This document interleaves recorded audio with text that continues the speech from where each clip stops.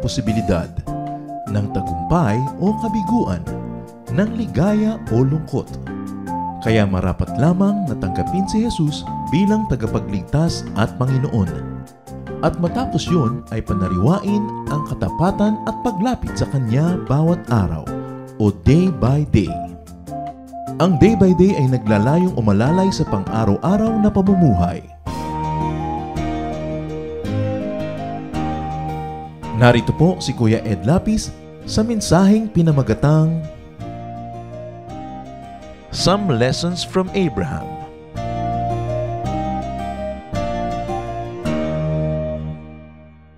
Paano po ba tayo nagre-react kung merong mga di magagandang nangyayari sa mga taong maituturing nating masasama naman? Sa katunayan, paano tayo magre-react kung merong dilubyo na nangyayari sa mga taong ayaw natin o kinaiinisan pa nga? O lalo na mga taong gustong-gusto natin na sila ay magdusa o maparusahan. Yan po ang tema ng ating munting pag-aaral mula sa buhay at ilang kabanata ng buhay ni Abraham.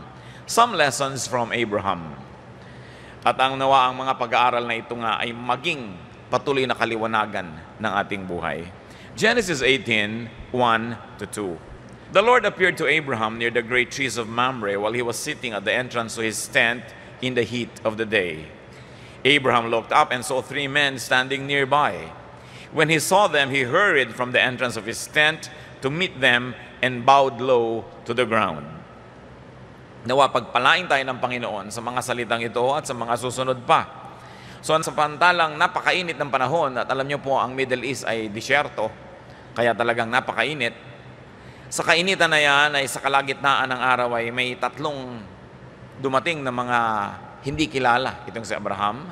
At ang kanya unang ginawa ay dali-dali siyang tumayo at sinalubong niya ang mga ito at siya ay nagpatira pa sa lupa, yumuko ng ubod lalim.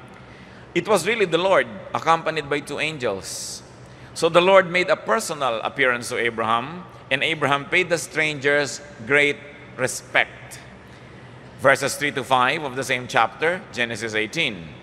He said, "If I have found favor in your eyes, my Lord, do not pass your servant by. Let a little water be brought, and then you may all wash your feet and rest under this tree. Let me get you something to eat so you can be refreshed, and then go on your way. Now that you have come to your servant." "Very well," they answered, "do as you say." Agad-agad naman itong si Abraham na nag-alok ng kanyang hospitality. Now, it's very important in ancient times to be hospitable to strangers because there were no hotels, there were no restaurants. So technically, if you were traveling in a foreign land, you are really weakened. You are considered a very weak person, far from the protection of your family, and also far from food supply and even from shelter. Kaya napakahalaga yung hospitality. Genesis 18, 6-8. So Abram hurried into the tent to Sarah. "Quick," he said, "get 3 seahs of fine flour and knead it and bake some bread." Then he ran to the herd and selected a choice tender calf and gave it to a servant who hurried to prepare it. He then brought some curds and milk and the calf that had been prepared and set these before them. While they ate food, he stood near them under a tree. Mapapansin natin ang mga detalye ng paghanda ni Abraham, very personalized. Abraham was a very rich man and he was surrounded by servants, pero siya pa rin ang pumili ng kakatayin na hayop, siya ang naghain, at habang kumakain ng kanyang mga panauhin, siya ay nakatindig lang na parang isang alila, parang isang servant, at hinihintay niya kung anong kailangan, at siguro siya ay nag-aabot, tumutulong. He just stood near them under a tree. Verses 9-15. "Where is your wife Sarah?" they asked him. "They're in the tent," he said. Then the Lord said, "I will surely return to you about this time next year, and Sarah your wife will have a son." Now Sarah was listening at the entrance of the tent, which was behind him. Abraham and Sarah were already old and well advanced in years, and Sarah was past the age of childbearing. So Sarah laughed to herself as she thought, "After I am worn out and my master is old, will I now have this pleasure?" Then the Lord said to Abram, "Why did Sarah laugh and say, 'Will I really have a child now that I am old?'" Is anything too hard for the Lord? I will return to you at the appointed time next year, and Sarah will have a son. Sarah was afraid, so she lied and said, I did not laugh. But he said, yes, you did laugh. So the Lord promised a son to Sarah. Magandang topic, but not our main topic now. Genesis 18, verse 16. When the men got up to leave, they looked down toward Sodom, and Abraham walked along with them to see them on their way. Matapos ianyayahan ng mga tapanauhin, matapos paglingkuran at pakanin, ngayon ihahatid pa ni Abraham hanggang hangganan ng kanyang lupain, hinahatid-hatid pa niya. This is supreme etiquette, good manners. Alam nyo, pagka kayo'y bisita ng isang tahanan, kung paano pagpapahalaga sa inyo, kung hanggang saan kayo hinahatid. Kung nakaupo yung host nyo, alis ka na, o sige, bye-bye, ni hindi tumayo, alam mong yun lang ang pagtingin sa'yo. Liban na lang, talagang napakapalagay na ng inyong loob na hindi nyo na kailangan ng sobrang ceremonious manners. Pag hinatid ka hanggang pintuan, may pagpapahalaga, pero hanggang baba ng bahay o hanggang bus stop o parking lot, hinatid ka pa, alam mong talagang may pagpapahalaga sa iyo. At kung hanggang bahay mo sumama pa, talagang ayaw nang humiwalay. Alam mo, ugali natin mga Pilipino, katulad dito mga tao sa Biblia, kasi pare-pareho tayong mga taga-silangan, maintindihan natin ang mga ibig sabihin ng ginagawa nila. So he walked along with them. Hindi madaling gawin yon sa init ng araw at sa tindi ng init ng panahon. Mas masarap na mag-goodbye ka na lang sa pintuan mo at lumakad na sila dahil babalik ka pa mag-isa, mainit. Genesis 18, 17 to 19. Then the Lord said, shall I hide from Abraham what I'm about to do? Naisip ito ni Lord nung naglalakad na si Abraham. So kung nag-goodbye na lang sa pintuan, tapos na. No? Dahil sumama pa, naisipan pa ni Lord, paglilihiman ko pa ba ito? Itong Abraham na to. Abraham will surely become a great and powerful nation, and all the nations on the earth will be blessed through him. For I have chosen him so that he will direct his children and his household after him to keep the way of the Lord by doing what is right and just, so that the Lord will bring about for Abraham what he has promised him. So the Lord considered sharing confidence with Abraham. Alam naman natin ang mission ng Diyos, kaya may kasamang dalawang alalay na anghel.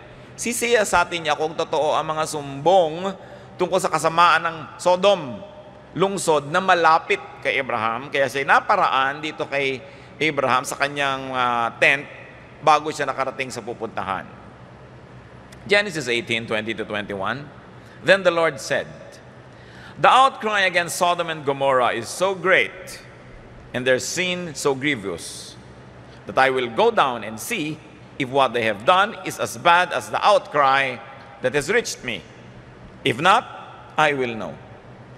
So dito pa lang nakikita natin yung mga ibinubunyag ng Biblia tungkol sa karakter ng Diyos. Nakikinig siya sa mga sumbong. At may mga nagsusumbong tungkol sa kasamaan ng mga tao sa Sodom. Parang much later din, nakinig siya sa mga sumbong laban naman sa pang-api ng mga Egyptians sa mga Israelites. Kanya titingnan ko kung gaano na nga ba talaga katalamak ang kasamaan na ito. Nakita rin natin sapagkat si Abraham ay nagpasya na haba-habaan pa ang pakikipag-fellowship sa Diyos, nasabihan siya tuloy ng isang bagay na kung hindi niya pinagtiyaga ang samahan niyo sa paglalakad, ay hindi na sana niya malalaman pa. Kaya dapat hindi ka agad-agad bumibitaw sa Panginoon kahit inconvenient, kahit mainit o maginaw. Yung huwag kang laging nagmamadaling umuwi, huwag kang nagmamadaling bumitaw, tapusin ang iyong pakikitungo sa Kanya, tapusin agad ang iyong dasal. Dahil sa hinaba-haba, nakakaisip pa siya ng paraan kung paano ka papagpapalain. As we have seen in the verses. So the Lord revealed His fact-finding mission to Abraham. Genesis 18, 22 to 25. The men turned away and went toward Sodom, but Abraham remained standing before the Lord. Tatlo ang dumating, sapagkat si Abraham ay nandun at hindi siya umalis sa harap ng Panginoon. Yung dalawa na lang naunang lumakad, naiwan pa ang Panginoon dahil nandun pa rin naman si Abraham. Nakita nyo na habang gusto nyo makipag-fellowship sa Diyos, di kayo lalayasan, nandun pa rin siya. Kadalasan tayong unang-una nagpapaalam. Kung hindi ba sa prayer lang, kayo naman talaga nagsasara, amen, good night, tulog na. Pero kung gusto nyo panghabaan, nandun pa siya. So, ang tao habang gusto pa niyang nandun ng Diyos, nandun pa rin ang Diyos. So nagpaiwan pa ang Panginoon at yung dalawa na una. Verse 23, Then Abraham approached him and said, Will you sweep away the righteous with the wicked? What if there are 50 righteous people in the city? Will you really sweep it away and not spare the place for the sake of the 50 righteous people in it? Far be it from you to do such a thing, to kill the righteous with the wicked, treating the righteous and the wicked alike. Far be it from you. Will not the judge of all the earth do right? Sa tagal ng pakikitungo nitong si Abraham, natansyanan niya kung papaano siya kikilos at magsasalita sa harap ng Panginoon. Abraham remained standing before the Lord. Remember, kanina, Abraham was standing to serve.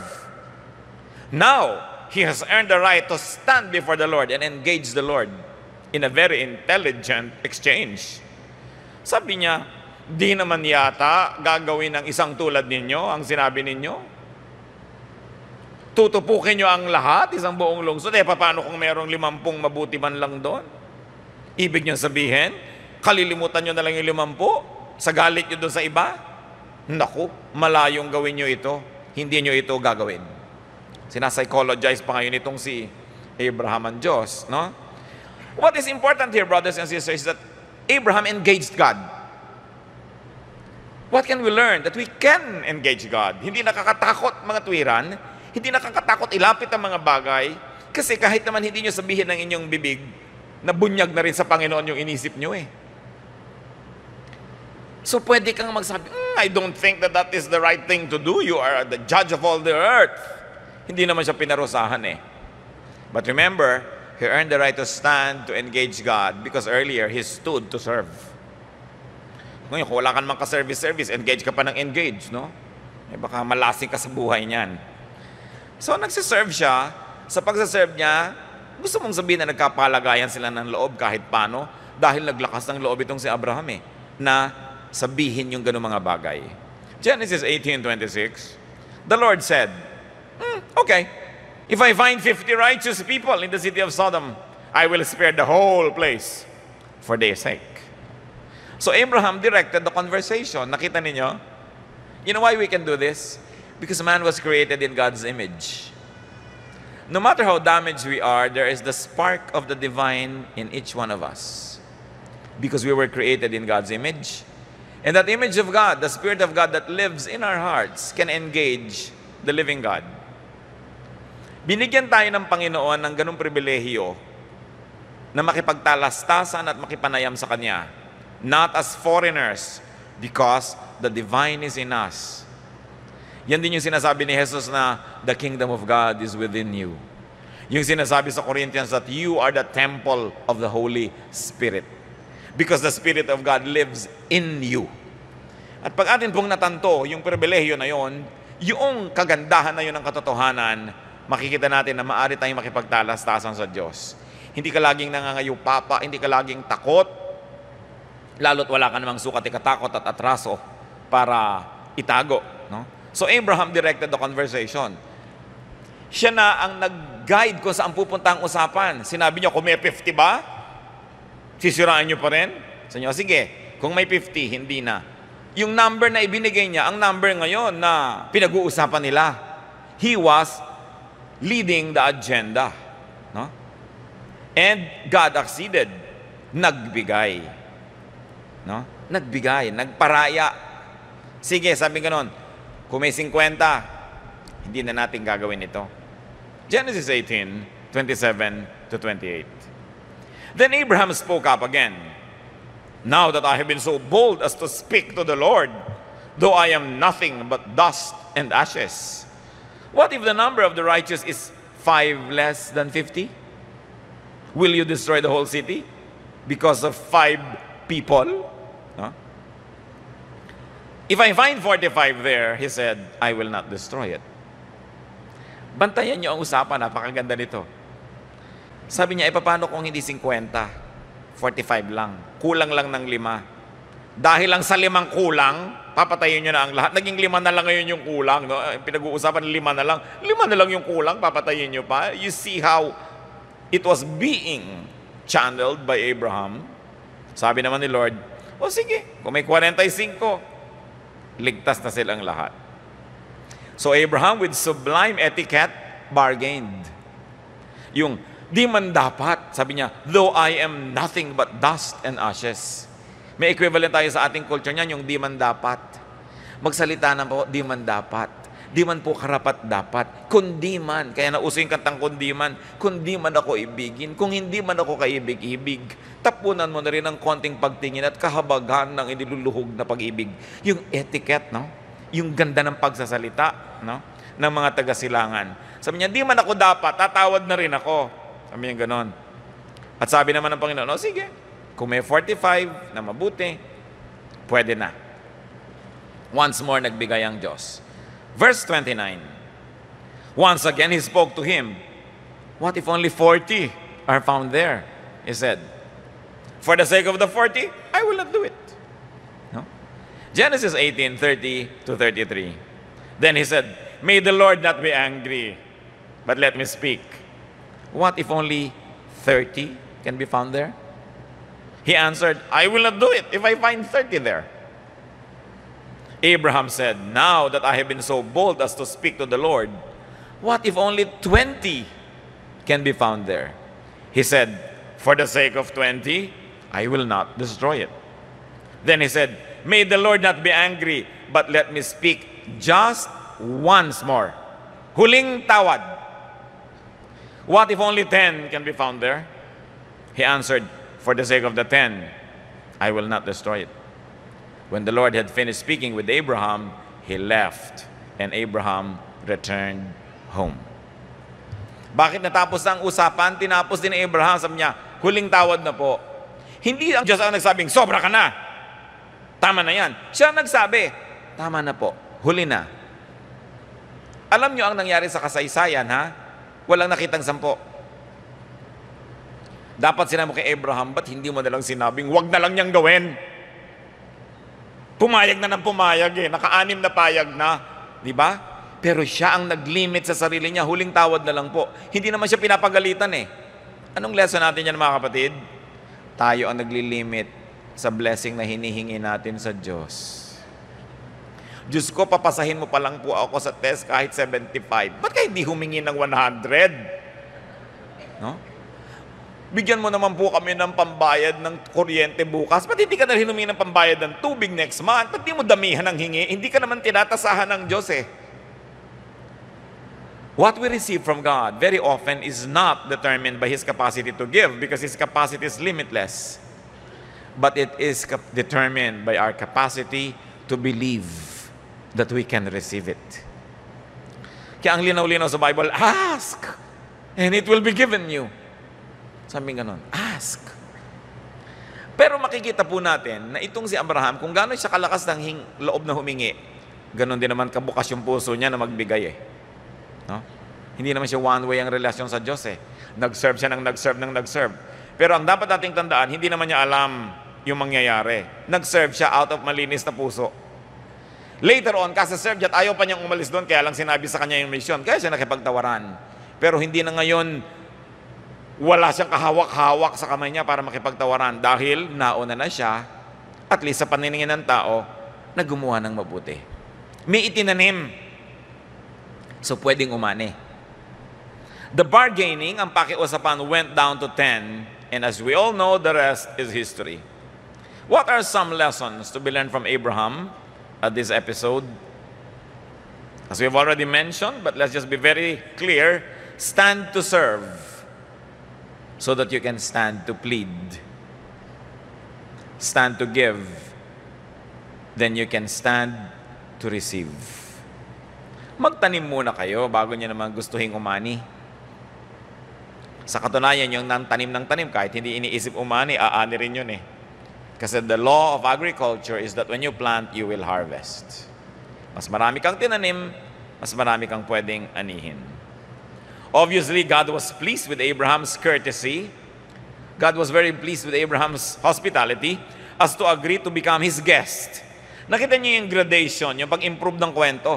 Una, pumayag siyang tumuloy sa tahanan ni Abraham. Pangalawa, he blessed Sarah. walang-wala sa hinagap nitong si Abraham, na pati yung asawa niyang may edad na't lahat-lahat ay magkakaroon pa ng anak. Dahil nagbukas siya ng tahanan sa Diyos. Mga kapatid, pag nagbukas kayo ng tahanan sa Diyos, maraming mga ayaw magkaanak ang magkakaanak. Ang ibig sabihin lang, magkakaroon ng buhay yung walang buhay. Magkakaroon ng pag-asa yung walang pag-asa. Yung mga imposible, magiging posible. Hindi naman lahat tayo ngayon siguro kakatukin ng Diyos sa ating pinto at gusto niyang kumain. Pero yung mag-host kayo sa bahay niyo ng prayer meeting, mag-host kayo ng Bible study, o kaya dalhin niyo ang patotoo ng inyong pananalig sa inyong tahanan, dalhin niyo ang salita ng Diyos, magbukas kayo ng radyo, ng TV, ng computer para pumasok sa inyong bahay yung mga salita ng Diyos. Meron doong mga Sara na biglang manganganak, biglang magkakaroon ng buhay, biglang magkakaroon ng pag-asa. Napakaganda ng kwentong ito. Hindi lang dahil sa mga talagang naganap na kwento, kundi sa mga symbolisms nun sa ating buhay.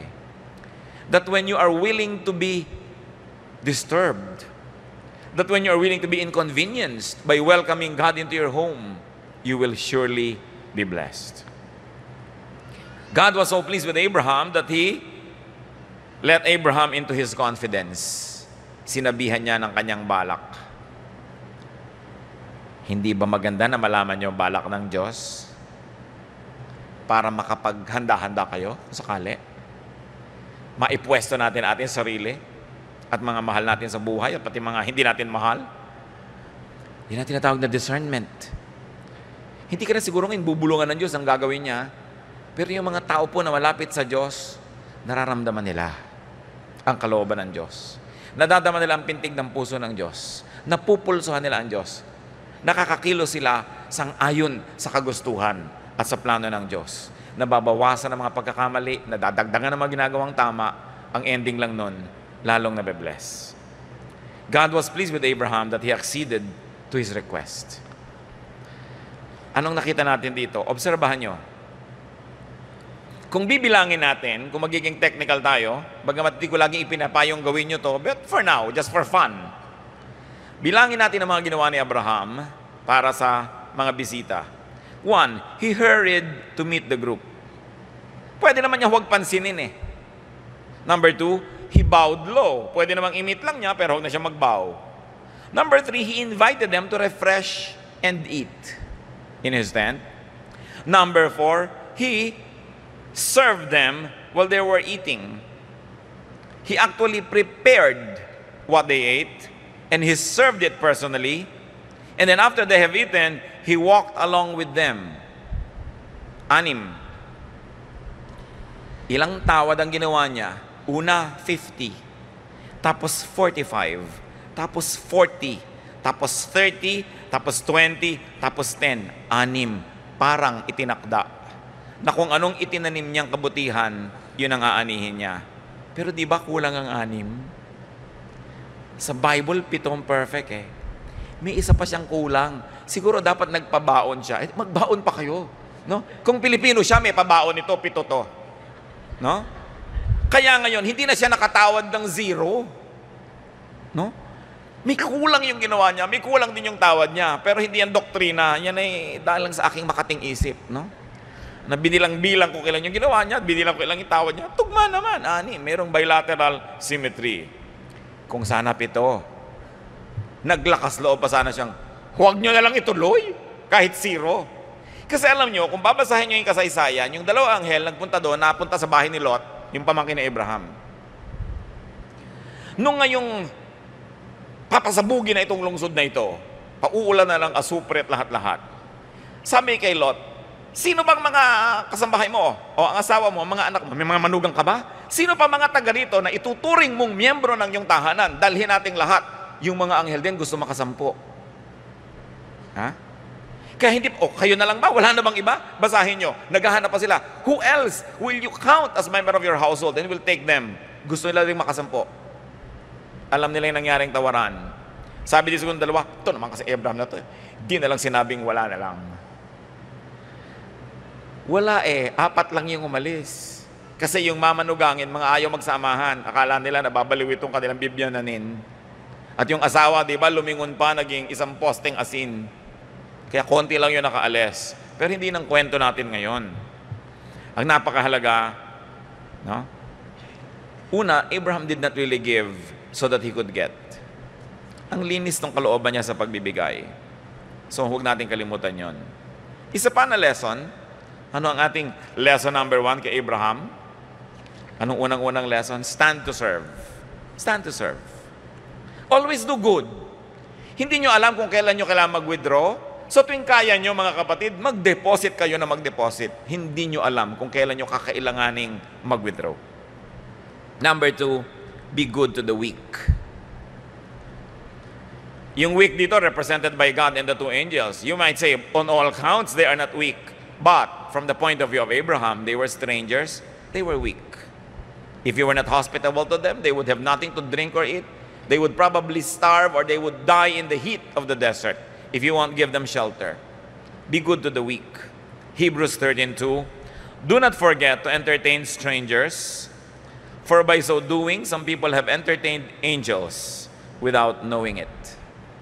May mga anghel pa nung panahon ng Hebrews. At naniniwala ako hanggang ngayon, meron pa niyan. Yung gagawa ka ng mabuti, di ba, sa mga kwento na ni Lola Basyang, may isang pulubi, aabutan mo ng tinapay, biglang yung pala'y isang makapangyarihang matanda na binigyan ka ng kapangyarihan. Lagi ang paggawa ng mabuti sa mahihina. Sa lahat ng mga matatandang kultura, yan ay isang mahalagang kaugalian.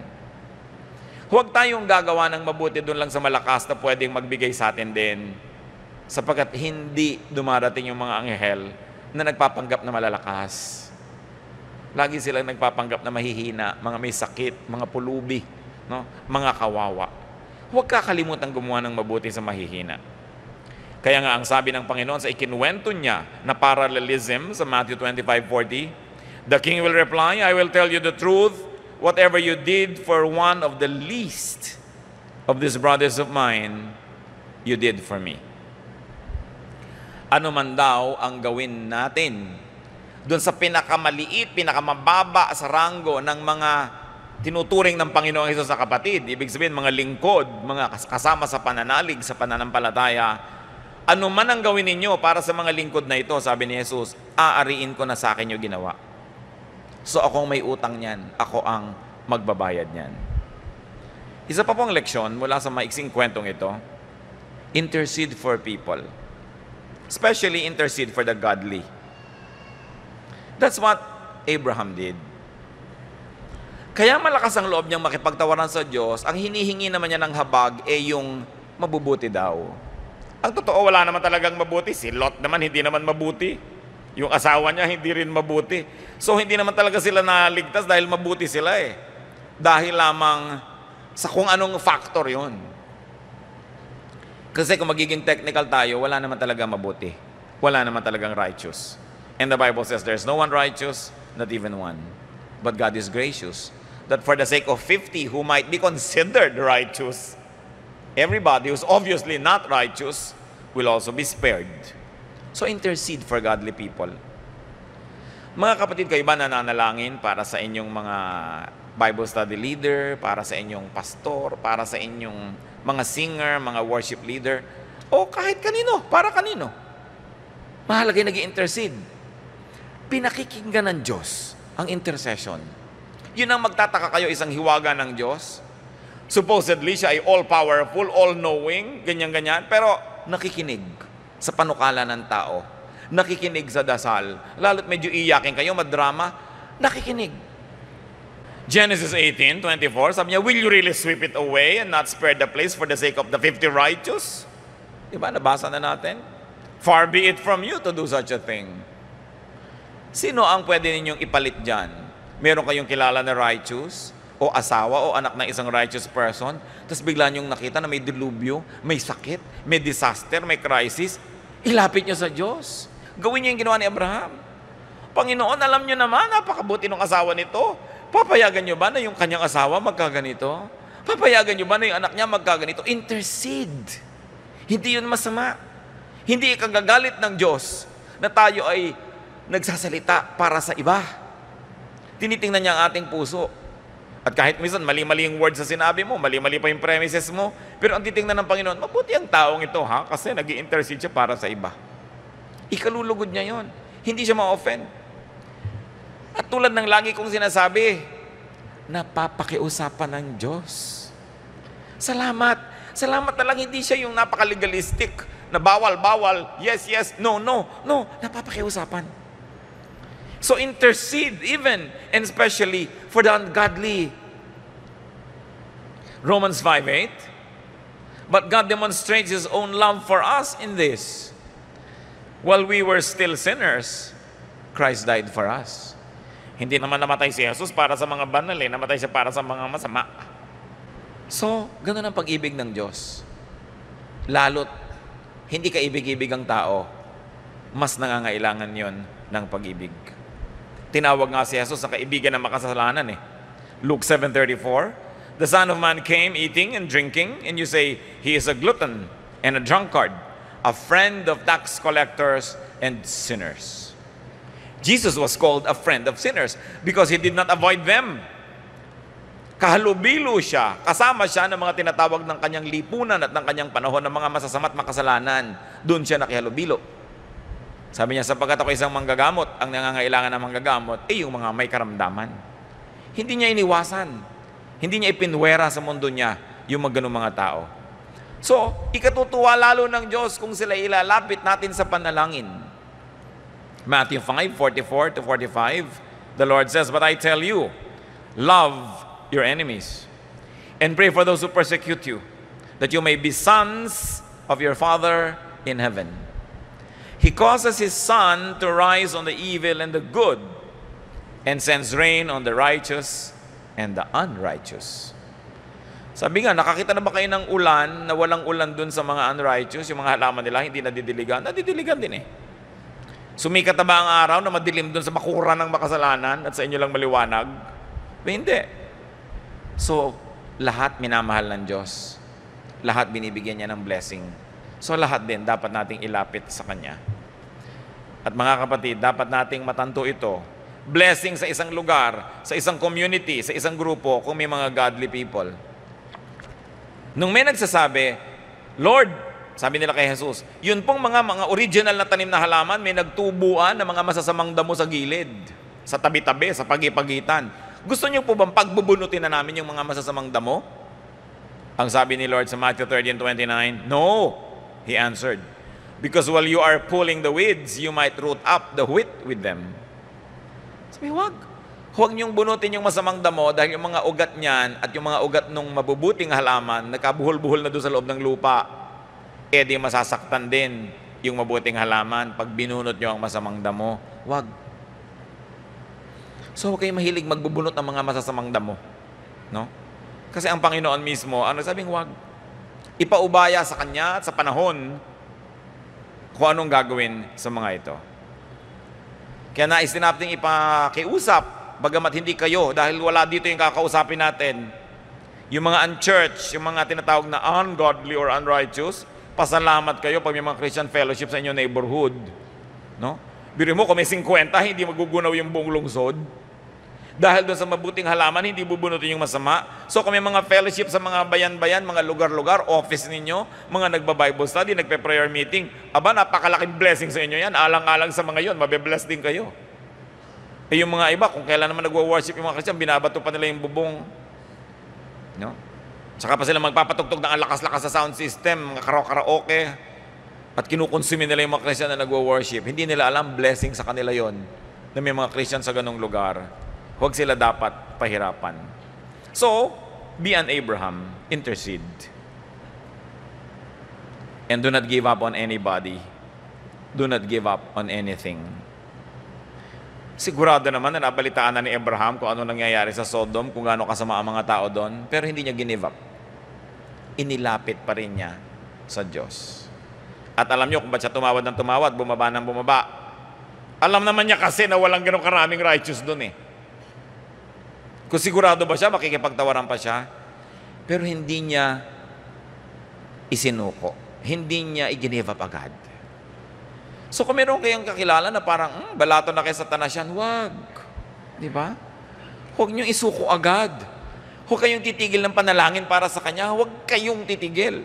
At dagdagan nyo. Daigin nyo si Abraham. Dagdagan nyo pa yung hingi. Pero sana daigin din natin siya sa paglilingkod sa Diyos, ano? Mas habaan nyo pa yung pagtayo sa paglilingkod. Mas babaan nyo pa yung pagyuko, no?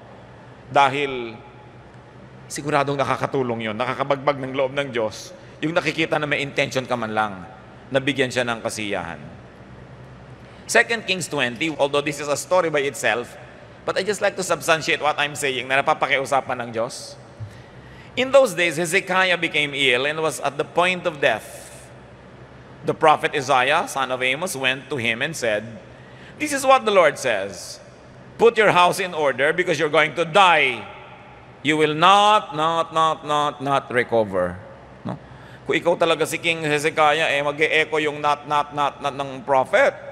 Kasi may sakit siya, malubha, dumating yung propeta sa niya, "Ay, salamat, dumating ang prophet. Huwag ka magpasalamat, mamamatay ka na." Sabi ng prophet. "At di ka na babangon. Iyan na yan, tuloy-tuloy na." Sabi ng propeta. Siyempre, salita ng Diyos yun. No? Verse 2. Hezekiah turned his face to the wall and prayed to the Lord. "Remember, O Lord, how I have walked before you faithfully and with wholehearted devotion and have done what is good in your eyes." Para rin siyang si Abraham, he stood before the Lord. Pag nakikipagtawaran na sa Diyos, may nailalabas siya. Tandaan niyo, Panginoon, alalahanin niyo yung mga ginawa ko, yung mga pagpapakabuti ko, yung pagsunod ko sa inyo. May inilabas. Kung kayo ba makikipagtuusan sa Diyos, may mailabas man lang kaya. No? May inilabas. Alalahanin ninyo ang lahat ng aking mga pagsisikap, ang aking debosyon. And Hezekiah wept bitterly. Yan ang sinasabi kong throw in a little drama. Talagang humagulgol ka na humagulgol. Verse 4. Before Isaiah had left the middle court, dahil umalis na yung prophet, masabing mamamatay ka na, hindi ka na babangon, umalis na. No? Napaka-tigas naman ng loob nitong propetang to. At nandun na siya sa middle court, papalabas na ng palasyo. Before Isaiah had left the middle court, the word of the Lord came to him. "Go back." Balik. "And tell Hezekiah, the leader of my people, this is what the Lord, the God of your father David says. I have heard your prayer and seen your tears. I will heal you. On the third day from now, you will go up to the temple of the Lord. I will add 15 years to your life, and I will deliver you and this city from the hand of the king of Assyria. I will defend this city for my sake and for the sake of my servant David." Tinaningan na eh. Kaya kayo kung mayroong taning o tinaningan kayo ang mahal nyo sa buhay, dalhin nyo sa Diyos ang kaso. Huwag kayong susuko. Ha? Yung tinanim mo kayo, 6 na buwan ka na lang. Tumigil ka, yung ang propeta eh. Di ba? Nabaligtad pa. Huwag kayong susuko. Napapakiusapan ang Diyos. Ang sarap isipin. Ang sarap isipin yan. Wala ba kayong ipapakiusap? Di ba? Ipakiusap yan sa Diyos. Sabi ng Diyos, pumalis na yung propeta, tigil, bumalik ka doon. Bakit po? Nasabi ko ng bilin niyo Sabihin mo, gagaling siya. Mapapahiya naman ako niyan, ano? Yung propeta, yabang-yabang sabi ko, mamatay ka na. Balik. Hindi lang siya, hindi mamamatay. Sabihin mo, may bonus pa siya, 15 years. 15! Kung mamamatay na kayo, kahit 15 days lang, salamat. 15 years. Sabi, hindi lang yon. On the third day, babangon na siya. Sabihin mo, magsasamba na siya sa templo. At, i-deliver ko pa kayo sa mga kaaway nyo. Ang daming bonus binigay. Maganda rin ipapaalala nyo sa Diyos ang inyong mga tanim. Hindi sumbat yon. Ginagawa nila yung nagkiklik. Hindi masama. No? Pero meron ba kayong ilalabas ba yung Diyos ko, nag-serve po ako sa inyo, 15 years akong kanta ng kanta. Diba? Pwede mo bang masabing, 10 years akong Bible study ng Bible study sa mga maton. Pwede mo masabing, donate ako ng donate. Wala ako tingin ko magbigay. Dapat naman may masabi kayo, because these people show us the way. No? Basta hindi masama, hindi ka nanunumbat, ipapaalala mo lang, alam ko ba ang Diyos? Di ba sinasabi natin, all-knowing, pero kailangan paalalahanan. Nagpalagay pa nga ng bahaghari para maalala niyang huwag babahain ng mundo, di ba? So maglalagay ako ng bahaghari para maalala ko na may usapan na hindi ko nababahain yan. No? Pagka nagbe-burnt offering yung mga tao, naaamoy niya sa langit, ay oo nga pala, natutuwa ako sa kanya. Kadalasan yung paalala. No? Hindi natin alam kung bakit, but it works. And the Bible is here not only to tell us nice stories, but to tell us how to live. To tell us how to engage God. How to deal with our God, who is a mystery.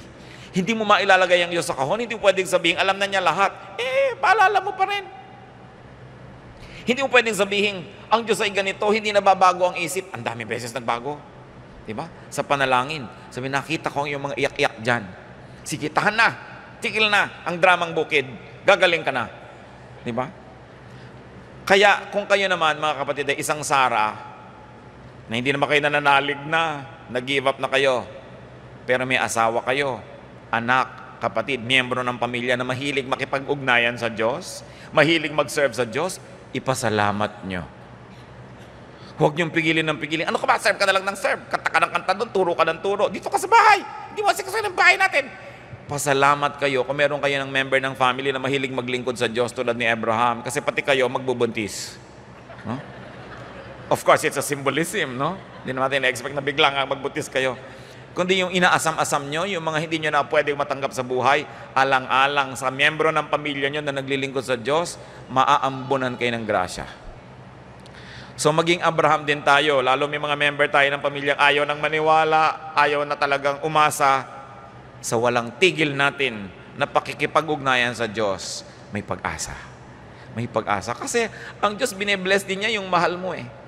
Yun ang damo na mabuti, ayaw niya ipabunot yung masama dahil baka madama yung mabuti. Sa kaayawan na lang ng Diyos na palungkutin kayo, pati yung mga mahal niyo sa buhay, ibe-bless. Laging ilapit. Ang lagi ko lang sinasabi mga kapatid, huwag kayong bibigay, huwag kayong susuko. Makipag-usap kayo sa Diyos. The worst that you will get is a no. And it won't kill you. But the best that you can get is a yes. So laging lumapit, laging manalangin. Yan ang isang bagay na madalas nakakalimutan ng mga taong walang problema, yung manalangin. No? Pero ang panalangin, isang napakalaking blessing sa atin. Can you imagine kung walang panalangin? Paano ka magsusumbong sa Diyos? Paano ka lalapit? Paano ka hihingi ng habag? Kaya ang panalangin, napakahalagang ministry. At hihingi na rin lang kayo, lakihan nyo na ang hingi. Lakihan na. It was Abraham, not God, who set limits to what Abraham was asking for. But what really limits us is our faith. Pag hindi naman kayo naniniwala na matatanggap nyo nga, hindi nyo hihingin. O hingin man ang bibig nyo, hindi naman kayo nananalig, di rin mangyayari. 1 Corinthians 2:9, no eye has seen, no ear has heard, no mind has conceived what God has prepared for those who love Him. Sa galing ng tao, sa layo na ng narating ng isip, sa dami na ng nakita ng mata, hindi pa raw naaabot ng sinuman ng kanyang imahinasyon yung inihanda ng Diyos sa pagpapala para sa mga umiibig sa Kanya. Can you imagine this? Beyond what you can imagine, God is prepared to bless us. So ask, engage God. Matthew 7:7, ask and it will be given you. Sabi ng Panginoong Jesus. Seek and you will find. Knock and the door will be open to you. I want you to do something now, brothers and sisters. Let's bow before the Lord, close our eyes. But those of you who would like to ask God of something, ask Him now. Nakikinig ang Diyos, napapakiusapan siya.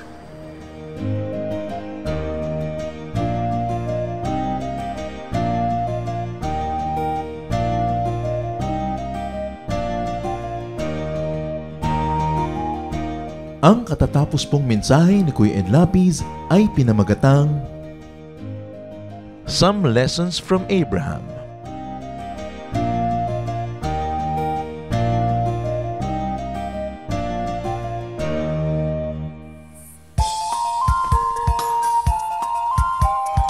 Ako po si Pastora Emma Bobadilla. Inaanyayahan po namin kayo na dumalo at makisaya sa Jesus Celebration sa ating day-by-day mini-bulwagan QC Central. Tuwing linggo sa ganap na 9:00 ng umaga para sa ating Jesus Studies at 10:10 naman para sa ating Jesus Celebration.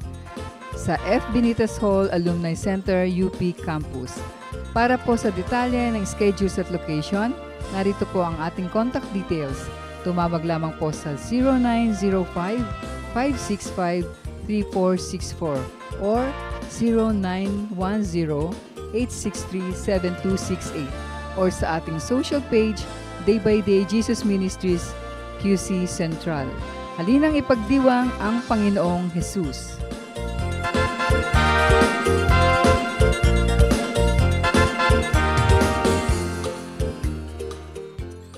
Napakarami pong kayamanan ng ating bayan at kuminsan hindi naman karapat-dapat na magkaroon tayo ng napakaliit na pagtingin sa ating sarili. Nangyayari lang yon kung hindi natin kilala ang ating nakaraan, hindi natin kilala ang mga kayamanan ng ating bayan na nagpapaganda sa atin pong lahi. Kaya naman dapat nating kilalanin ang nakaraan, ang kasaysayan, at ang mayayamang mga pamana sa atin ng ating mga ninuno. Ang mga hiyas po ng ating lahi, ang mga kayamanan ng ating bayan ay binubuo ng maraming bagay. At isa na rito ang musika.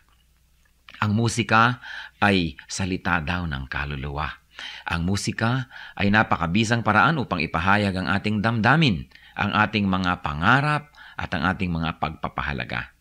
Sa Pilipinas po, ang musika ay paraan ng pagpapahayag ng mga espiritual na bagay. Ang mga Pilipino kapag gumagawa ng musika kadalasan ay upang sumamba. Kaya tayong mga Pilipinong Kristiyano ay dapat lamang na mag-aral ng mga tugtog ng ating bayan at gamitin naman natin ito sa pagsamba sa Panginoong Hesus. Dapat nang bawiin ang musika ng Pilipinas mula sa kung ano-anong mga paggamit na hindi ayon sa kalooban ng Panginoon. At ito naman ay dapat ialay sa paanan ni Jesus upang lalong makadagdag sa marami, makulay at magagandang paraan ng pagpapahayag natin ng ating pananampalataya. Ang musika ng bayan, hiyas ng lahi, hiyas ng bayan. Narito at ating pakinggan ang mambayo, mga tunog ng pagbabayo ng palay na may kasamang mga awit mula sa mga kalinga.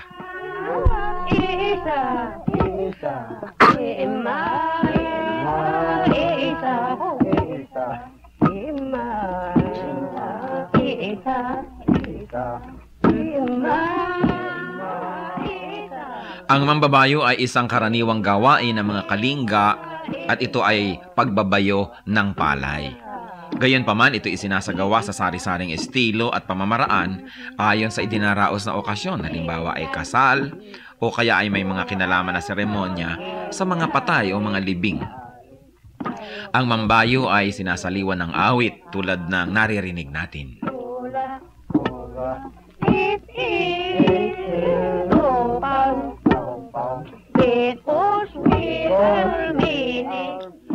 Ang sinasaliwan ng awit na pagbabayo ng palay ay ginagampanan ng 8 kababaihan at sinasagot naman ng mga kalalakihan. Paulit-paulit at mauulit na maririnig ang ritmikal na pag-awit ng mga salitang ima, isa o insa.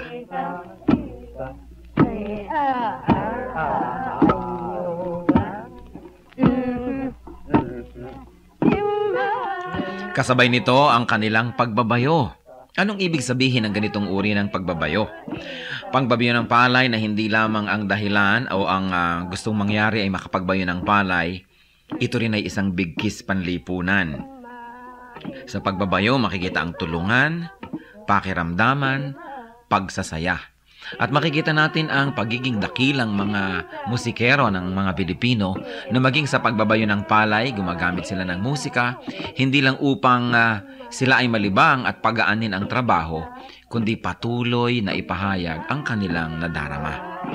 Sa mga Katagalugan at sa mga nasa kapatagan ng Luzon, uso rin ang bayuhan, lalo ang pipigan. At kadalasan, yung halo na ipinangbabayo ng pinipig, inuukit pa ang loob nun at nilalagyan ng parang bolang kahoy sa loob na habang nagbabayo, kakalog-kalog naman ang bolang ito at gumagawa na naman ng isang ritmo.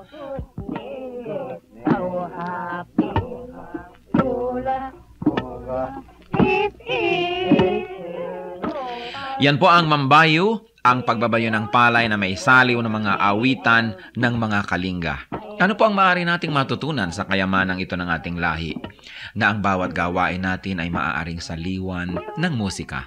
Lalong-lalo naman ang pagsamba natin sa Panginoon, ang ating mga paglilingkod, na sa paglalagay natin at paglalapat ng musika, hindi lang gumagaan ang ating trabaho, kundi na ipapahayag din natin ang ating damdamin. Musika ng bayan, kayamanan ng ating lahi, hiyas na dapat makilala at ingatan.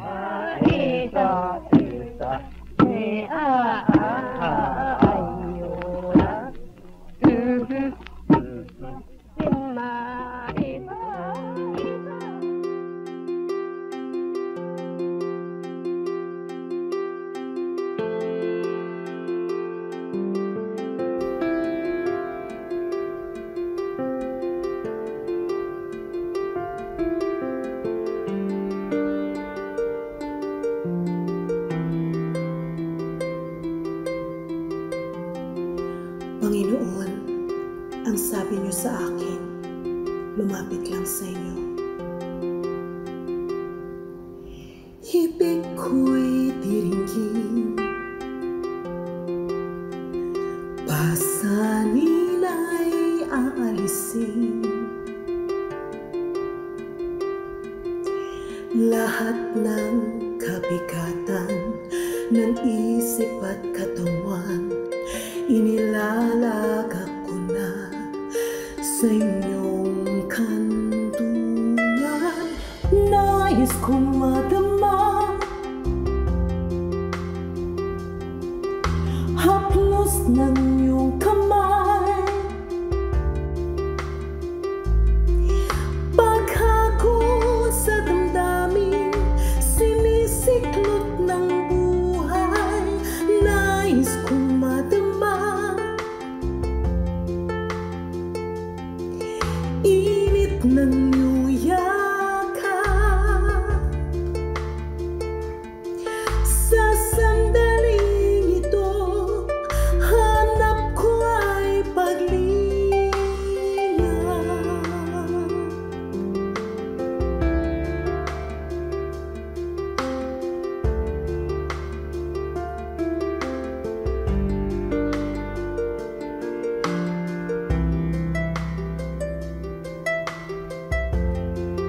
Panginoon, tinatanggap ko po ang inyong paanyaya. Dito sa piling niyo, nais kong magpahinga. Ang pagod kong puso, naghahanap ng ligaya. Lapatan mo ng lunas, bigyan ng pag-asa. Nais kong madama, haplos ng iyong kamay, paghakot sa damdamin, sinisiklot ng buhay. Nais kong madama,